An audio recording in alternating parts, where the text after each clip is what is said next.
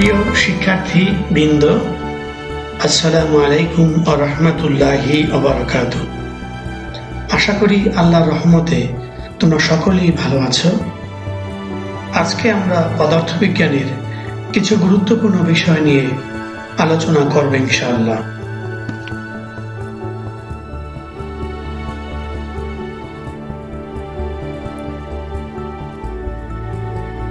আজকের পাঠ শিরোনাম হচ্ছে জ্যামিতিক আলোক বিজ্ঞান, একাদশ শ্রেণী পদার্থবিজ্ঞান তৃতীয় পত্র থেকে আমরা আলোচনা করব।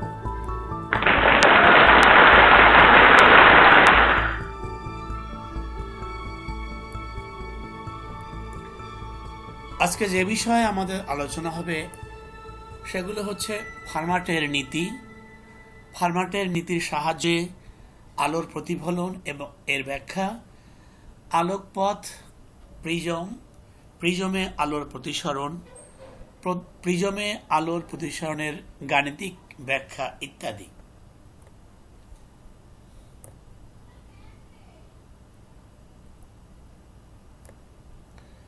ফার্মাটের নীতি।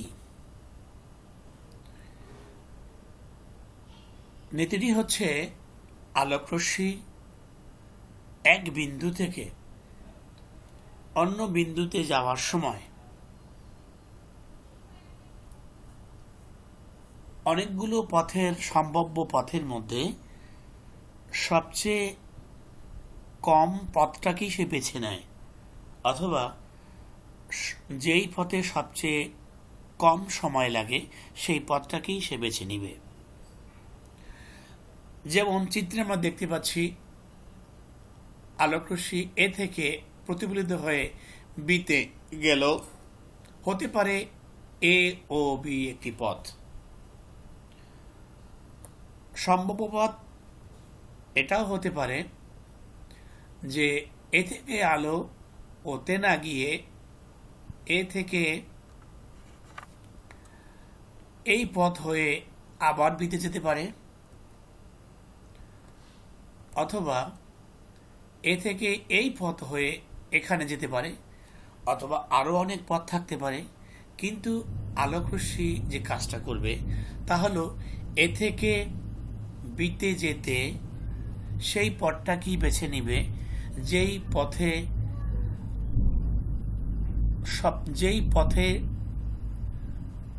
সময় সবচেয়ে কম লাগবে, অথবা সেই পথটি নির্বাচন করবে যেই পথটির দৈর্ঘ্য সবচেয়ে কম। এটাই হচ্ছে ফার্মাটের নীতি।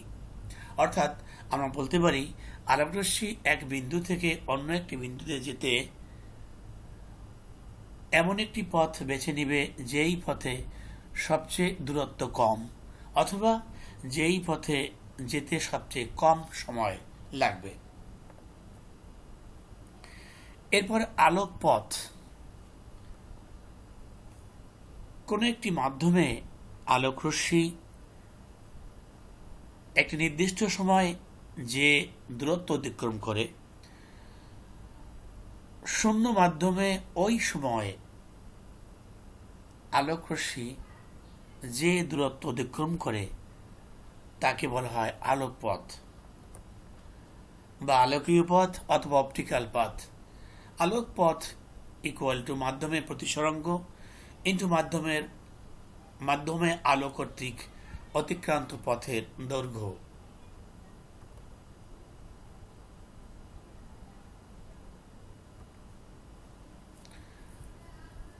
ফার্মাটের সূত্রের সাহায্যে আলোর প্রতিফলনের ব্যাখ্যা। চিত্রে দেখতে পাচ্ছি আমরা আলোকরশ্মি এ থেকে যাত্রা শুরু করে ও বিন্দুতে প্রতিফলিত হয়ে বি বিন্দুতে পৌঁছল।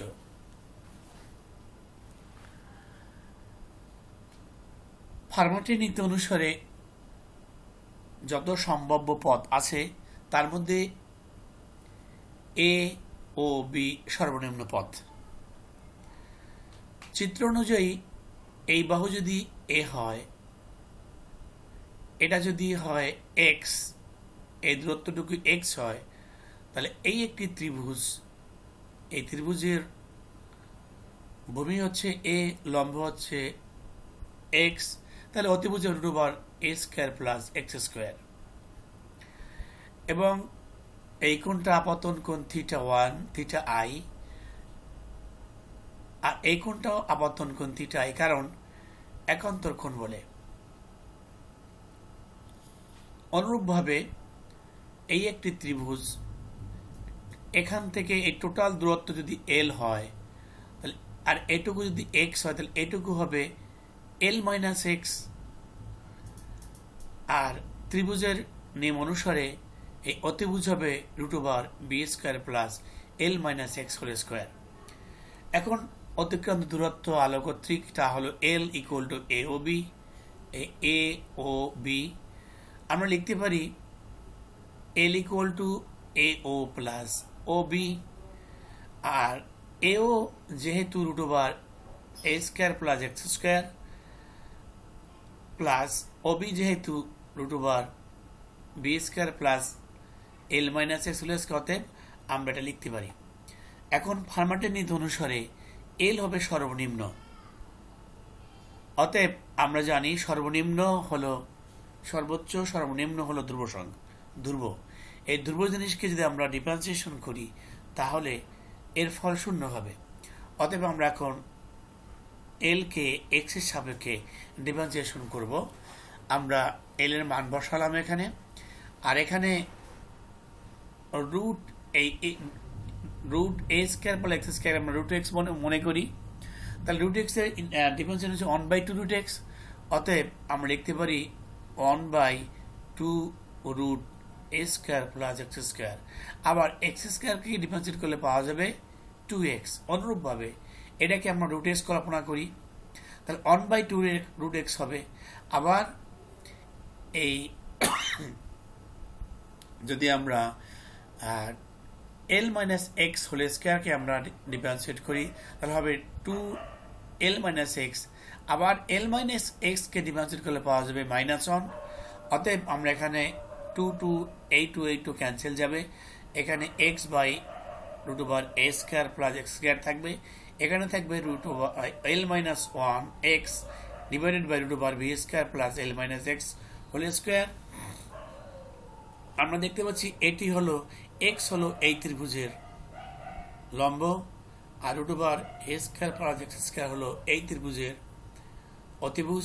এখানে পাচ্ছি লম্ব বাই অতিভুজ মানে সাইন থিটা, মানে সাইন আই থিটা আই। অনুরূপভাবে যদি আমরা এটাকে ডান পাশে নেই, এই মাইনাসটাকে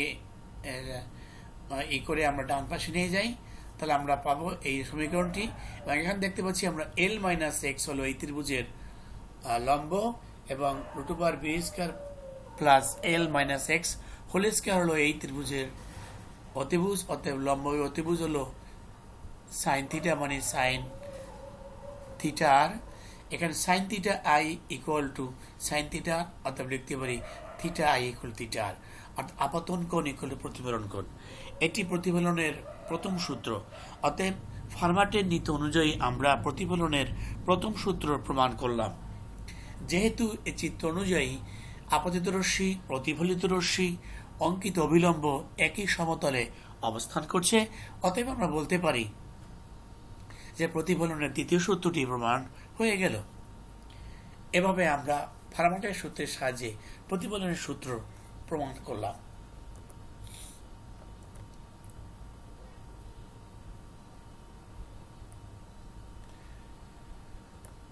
এখন আমাদের আলোচনা প্রিজম নিয়ে। আমরা চিত্রে দেখতে পাচ্ছি ছবিতে একটি প্রিজম। এখানে এর একটি কাচের স্বচ্ছ মাধ্যম, দুটি হেলানো পৃষ্ঠ এখানে আছে। দুটি হেলানো পৃষ্ঠ দ্বারা সমসত্ব, স্বচ্ছ এবং সীমাবদ্ধ মাধ্যমকে প্রিজম বলা হয়। এখানে দুটি হেলানো পৃষ্ঠ আছে এবং এটি স্বচ্ছ মাধ্যম, অতএব এটি একটি প্রিজম।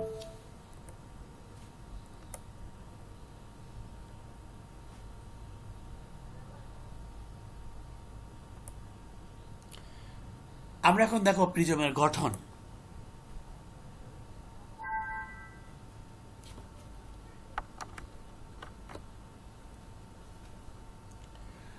আমরা দেখতে পাচ্ছি যে এই প্রিজমের মধ্যে তিনটি আয়তাকার তল আছে, এই একটি, এই একটি এবং নিচে একটি, এবং দুটি ত্রিভুজাকৃতির তল রয়েছে। অতএব একটি প্রিজম তিনটি আয়তাকার এবং দুইটি ত্রিভুজাকার তল দ্বারা গঠিত। প্রথমেই প্রতিসরক পৃষ্ঠ।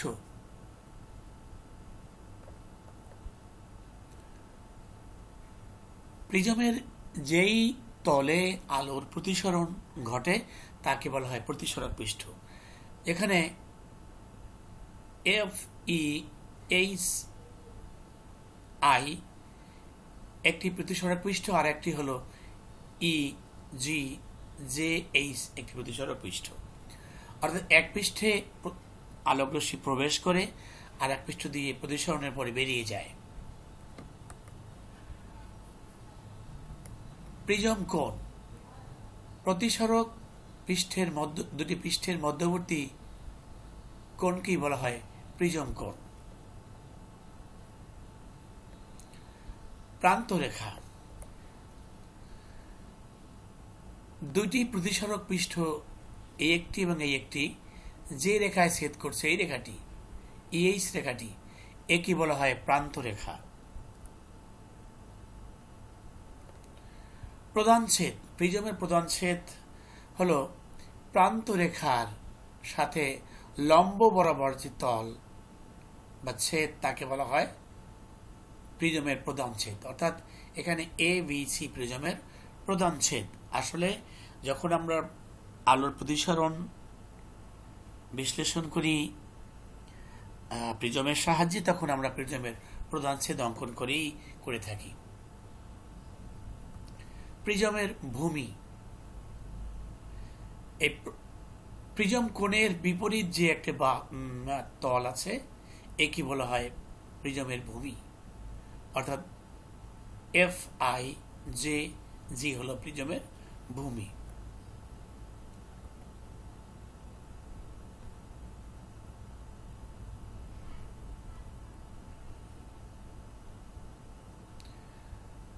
আমরা এখন দেখাবো প্রিজমে আলোর প্রতিসরণ কিভাবে হয়। আমরা একটা চিত্র দেখছি, এখানে সাদা আলো প্রবেশ করছে প্রিজমে এবং আলো 7টি ভাগে বিভক্ত হয়ে বেরিয়ে যাচ্ছে প্রিজমের অন্য একটি প্রতিসরক পৃষ্ঠ থেকে। এরপর দেখছি আমরা একটা প্রিজমের বর্ণালী, সাদা আলো ঢুকছে এবং তার মধ্যে যতগুলো বর্ণ সেগুলো ভাগ হয়ে যায়।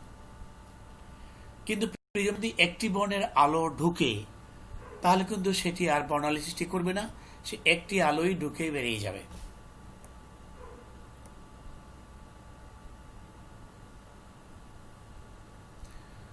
আমরা এখন আলোর প্রতিসরণের ব্যাখ্যা করব। চিত্র দেখতে পাচ্ছি আমরা প্রিজম কোণ এ, এই যে প্রিজম কোণ, আপাতত রশ্মি পি কিউ, প্রতিসরিত রশ্মি কিউ আর, নির্গত রশ্মি আর এস, এবি তলে আবর্তন কোণ আই ওয়ান, এবি তলে প্রতিসরণ কোণ আর ওয়ান, এসি তলে আপতন কোণ আর টু এবং এসি তলে নির্গমন কোণ বা নির্গত কোণ আই টু। আসলে এখানে যা ঘটছে সে হলো একটি প্রিজম এখানে দেখানো হয়েছে, এখান থেকে পিকিউ আলোকরশ্মি প্রিজমে প্রবেশ করেছে। আমরা জানি আলো যদি ভিন্ন মাধ্যম পায় তাহলে সে দিক চেঞ্জ করে বা দিক পরিবর্তন করে। তাই এখানে পিকিউ রশ্মি পি বিন্দু কিউ বিন্দুতে আপতিত হলো, যখনই প্রিজম বা কাচ মাধ্যম হলো তখন সে দিক পরিবর্তন করে সে এদিকে চলে আসলো এবং এটি হলো এই এবি তলের প্রতিসরণ কোণ আর ওয়ান। আবার এই রশ্মিটি কিন্তু এই এসি তলে আপতিত হয়েছে, অতএব এই আর টু হলো এসি তলের আপাতন কোণ।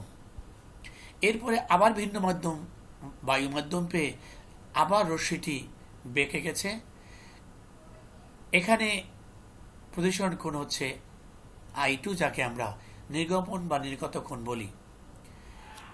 এরপরে বিচ্যুতি কোণ, যদি আমরা পিকিউ আপাতিত রশ্মিকে সামনের দিকে বাড়াই এবং নির্গত রশ্মিকে পিছন থেকে বাড়াই, তাহলে দেখা যাচ্ছে ও বিন্দুতে মিলিত হচ্ছে। এখানে যে কোণ সৃষ্টি হলো তা হলো বিচ্যুতি কোণ। বিচ্যুতি আমরা এই জন্য বলি, যদি এখানে প্রিজম না থাকতো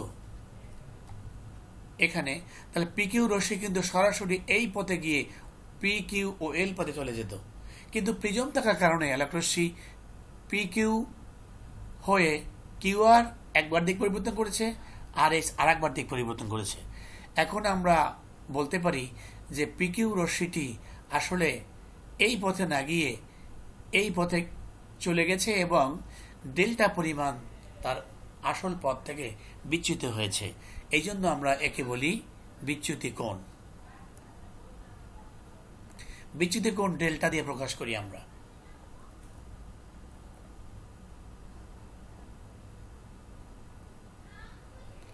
আমরা এখন আলোর প্রতিসরণের গাণিতিক ব্যাখ্যা দেব। আমরা একটি প্রিজম দেখতে পাচ্ছি।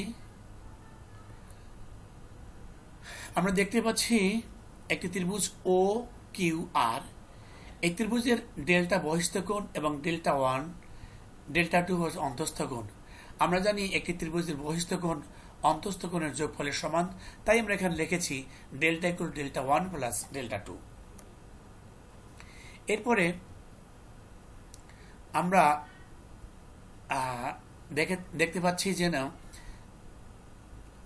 আয়ন এবং এ কিউ ও প্রাইম কোণ কিন্তু সমান, কারণ N N O prime P Q O দুটি রেখা ছেদ করেছে এবং আয়ন equal to A Q O prime কোণ, কারণ বিপ্রতীপ কোণ বলে। অতএব আমরা লিখতে পারি আয়ন কোণ সমান সমান এ ও প্রাইম কোণ, এই কোণটা টোটাল এই কোণটা। অতএব আমরা লিখতে পারি ডেল্টা সমান সমান এই কোণটা বিয়োগ আর1, অর্থাৎ আয়ন মাইনাস আর1। তো আমরা এখানে লিখেছি আয়ন মাইনাস আর1। অনুরূপভাবে আমরা বলতে পারি যে I2 কোণ আর এ আর ও প্রাইম কোণ সমান বিপ্রতীপ কোণ বলে। অতএব আমরা এখানে লিখতে পারি del2 equal to I2 minus R2। এই জন্য আমরা এখানে লিখেছি ডেল্টা 2 এর পরিবর্তে I2 minus R2।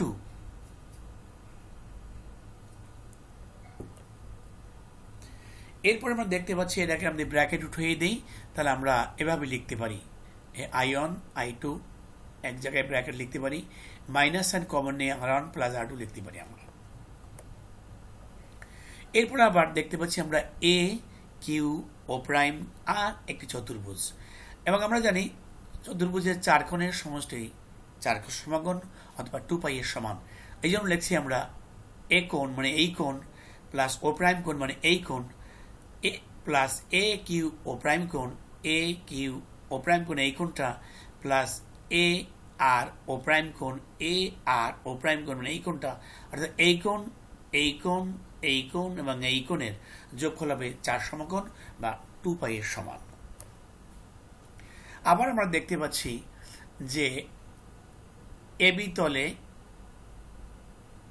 N Q O prime লম্ব, অতএব এ কিউ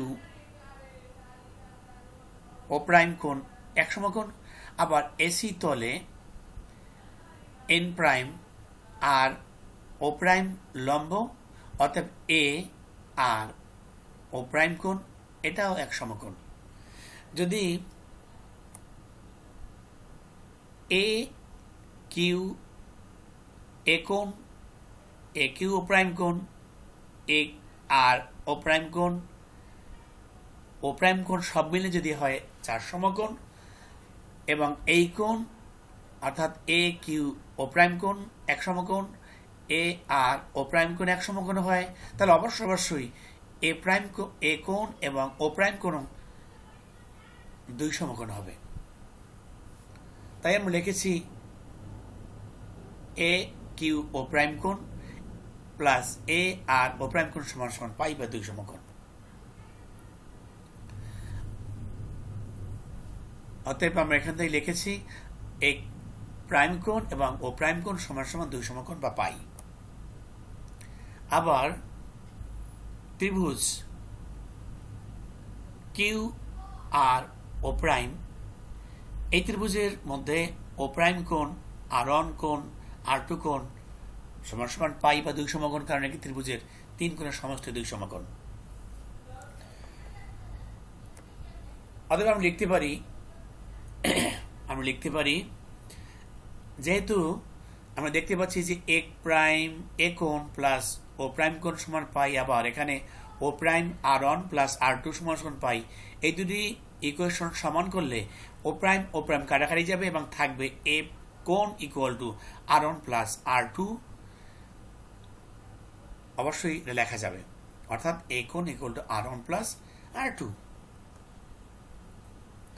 অতএব আমরা এখন যদি 1 এবং 2 সমীকরণ থেকে আমরা দেখতে পাই যে এখানে যদি আমরা R1 এবং R2-র পরিবর্তে আমরা বসাতে পারি এ কোণ, অতএব তাহলে এই সমীকরণ থেকে আমরা পাবো I1 প্লাস I2 মাইনাস এ, অর্থাৎ এ পরিবর্তে আমরা R1 প্লাস R2 পরিবর্তে এ বসালাম।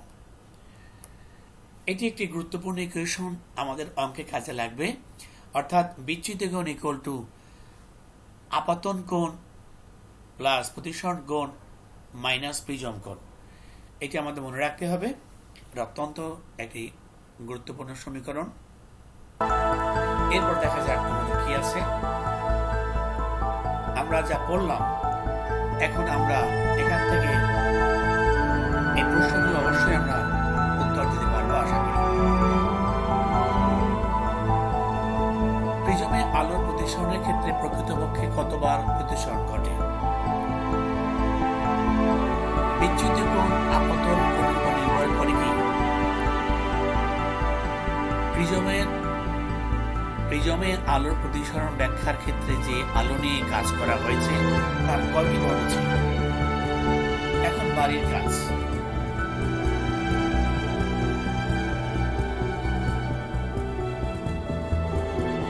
আজকের ক্লাসে আমরা যে সূত্রগুলো প্রমাণ করেছি সেগুলো একটি তালিকা তৈরি করো, সূত্রগুলো মুখস্থ করো এবং সূত্রগুলোর সাহায্যে কিছু গাণিতিক সমস্যার সমাধানের চেষ্টা করো। আজ আর নয়, ইনশাল্লাহ পরে দেখা হবে আরো অনেক কিছু নিয়ে, গুরুত্বপূর্ণ জিনিস নিয়ে। তোমরা সবাই ভালো থাকো, আমার জন্য দোয়া করো, তোমাদের জন্য অবশ্যই দোয়া করছি। আল্লাহ হাফেজ।